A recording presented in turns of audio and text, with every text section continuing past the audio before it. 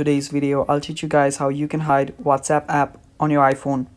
Now before we start, if you are new to our channel, head down below and hit the subscribe button so you don't miss out on our future videos. Also press the bell icon so you get notified when we release our new videos. Now let's get started. So the first thing you'll need to do is locate your WhatsApp app. Now when you locate your WhatsApp app, just long press on it, and after you do that, just tap on remove app. After you tap on remove app, you'll have two options. One is to delete the app, which we don't want, and another is to remove from home screen. We'll select remove from home screen.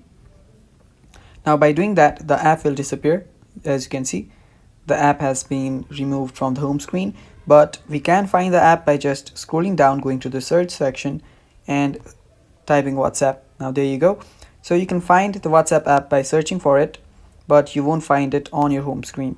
So it's that simple, and you can just bring it back by again just going there, pulling it down, add to home screen, and there you go. So it's back again.